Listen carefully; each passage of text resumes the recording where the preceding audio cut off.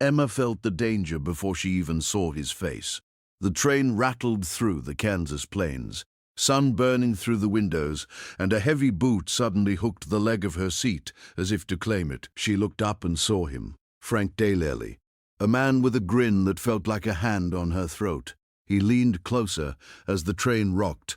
His breath smelled of whiskey and dust. "So you traveling alone, sweetheart?" Emma tightened her grip on her travel satchel. "Please keep your distance," Frank chuckled softly, as if her fear entertained him. "I like the shy ones. Makes the surprise sweeter." Passengers around them pretended not to hear. He placed his hand on the bench just inches from her thigh. "You got a name, or should I call you mine?" Emma forced herself to look away, eyes fixed on the passing fields, trying to breathe.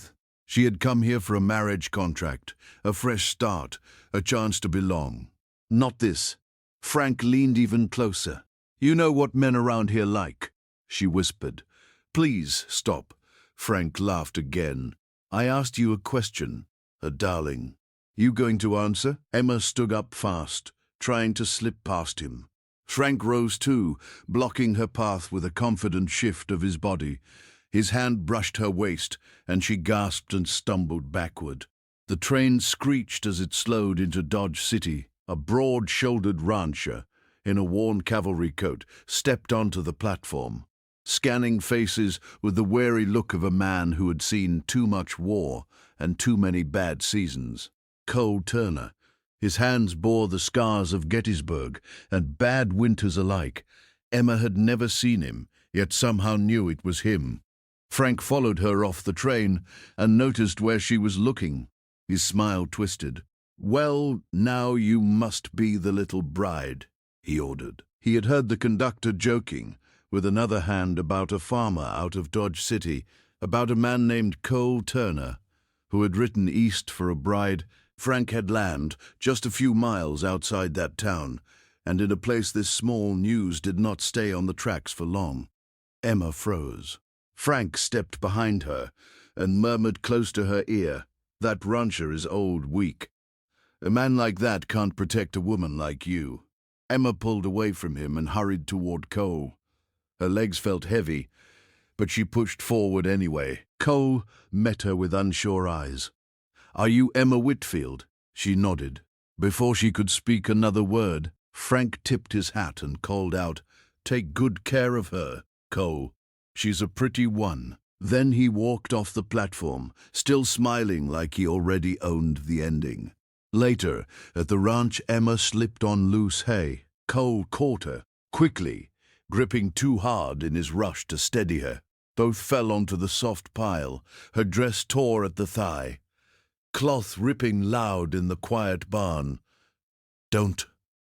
You tore my dress." Her voice shook. Cole stepped back at once, his jaw tight. "I grabbed you too rough. That will not happen again." Lying there in the hay, Emma realized one hard truth. Out here, a woman either found the right man to stand in front of her, or she learned to stand alone. You ever wonder what kind of man you would trust to stand in front of you out there? Emma did not sleep well that first night at the ranch.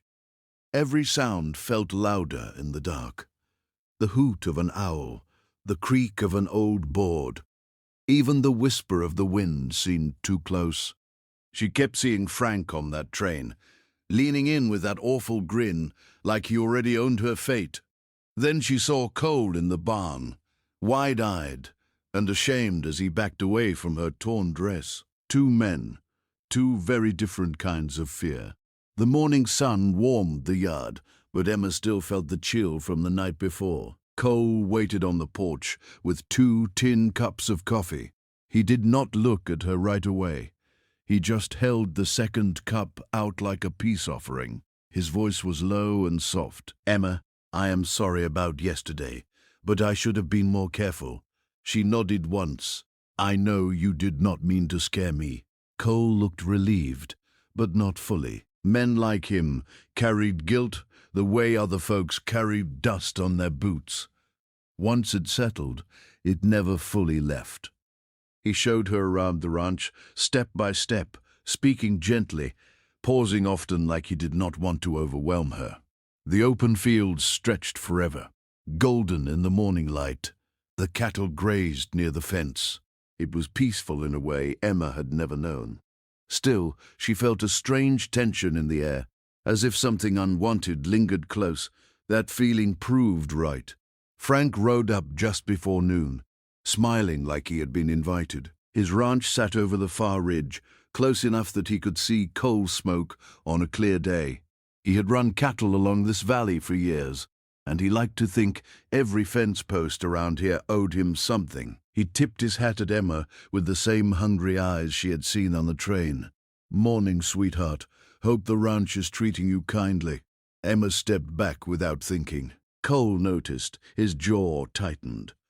"Say what you came to say, Frank. Then ride on." Frank shrugged. "Maybe I am. Just checking on my new neighbor.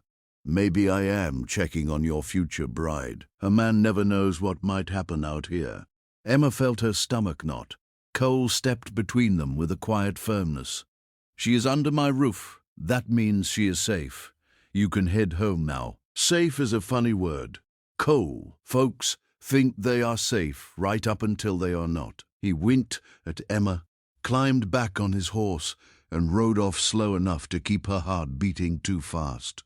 Even when Cole tried to make her laugh by teaching her to hold a lasso, she kept glancing toward the road as if Frank might appear again, and Cole noticed. He watched her in the quiet way older men do when they care more than they know how to sow. Frank had ridden off, but his dust still hung in the air. Emma did not know when he would be back, only that men like him almost never stayed gone. The question was not if Frank would cross her path again. It was how bad it would be when he did. Emma woke up early the next morning, with a nod of worry still sitting in her chest. The memory of Frank smiling at her from his saddle kept flashing through her mind like a shadow refusing to leave. But something else tugged at her, too. A quieter feeling. A feeling that came from the way Cole stepped between her and danger without a second thought.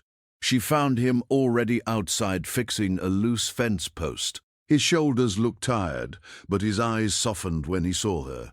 "Morning, Emma. Thought you might sleep in today." She shook her head. "I wanted to help if I can." Cole hesitated, then handed her a pair of leather gloves. "All right, just stay close. This place can bite if you do not know where to step." They worked side by side in the warm Kansas sun. It was the first time she had seen anything close to a smile on his face. By midday, he led her to the corral and showed her how to brush one of the calmer horses.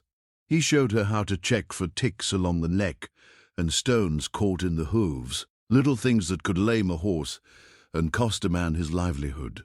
Emma hesitated when the giant creature snorted near her ear.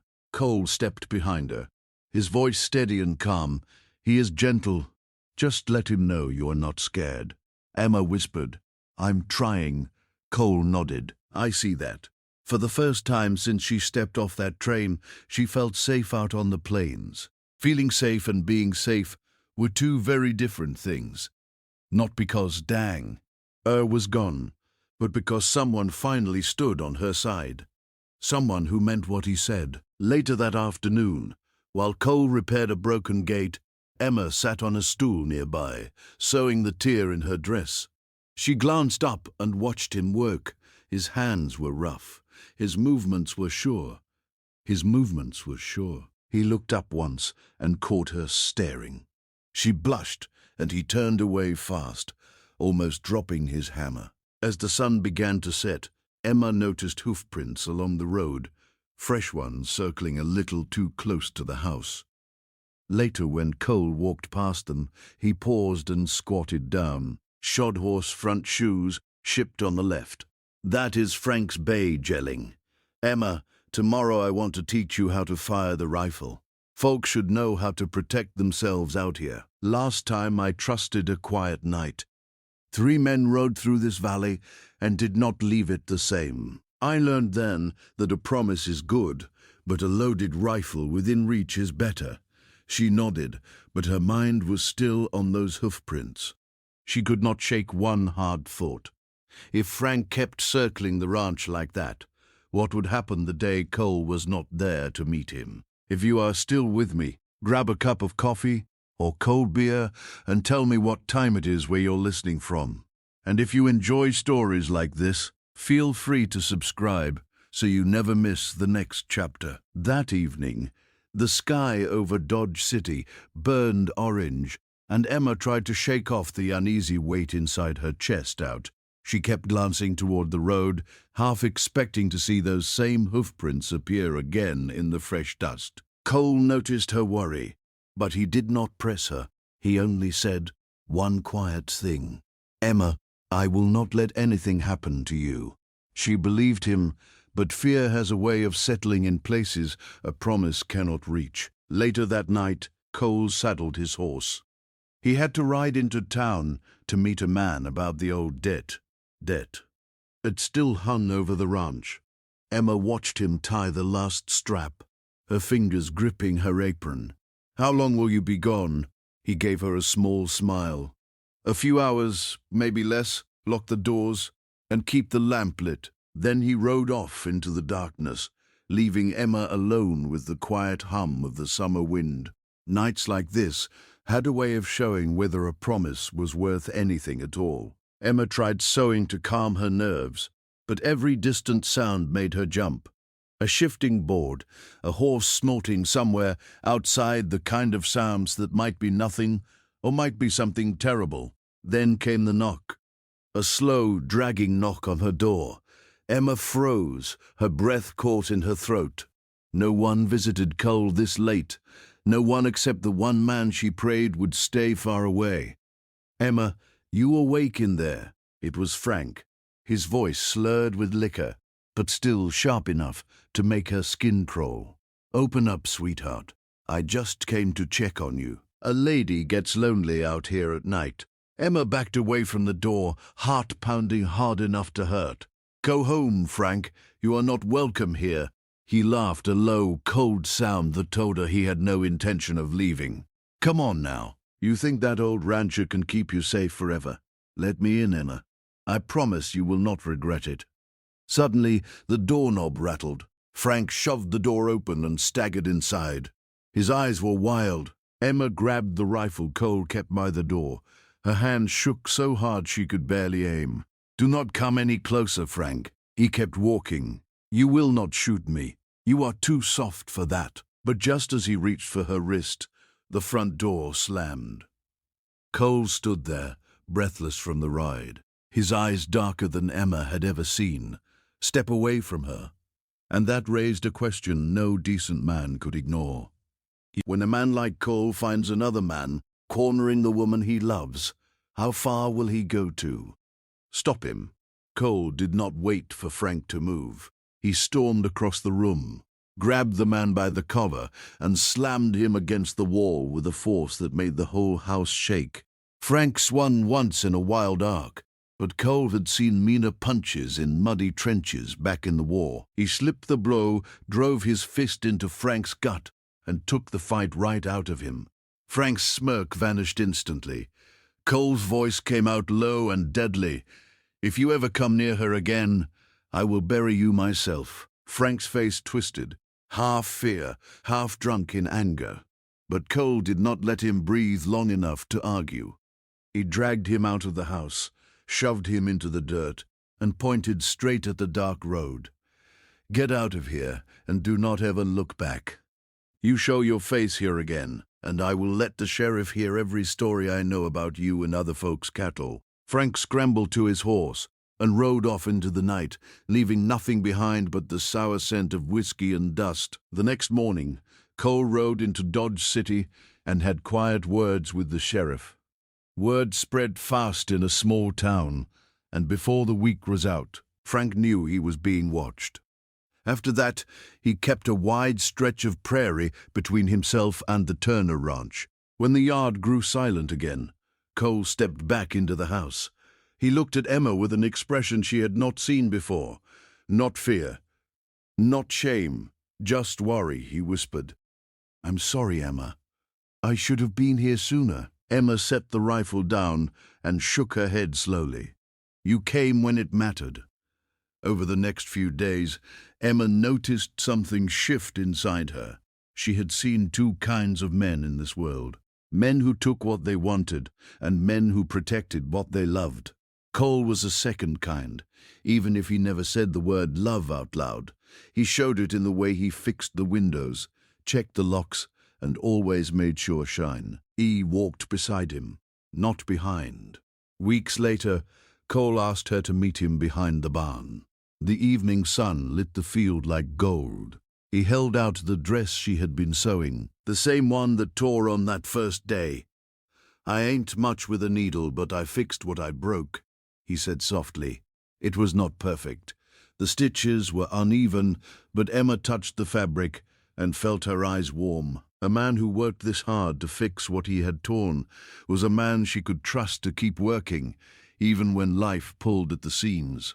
Cole took a breath. Emma, I would like you to stay as my wife.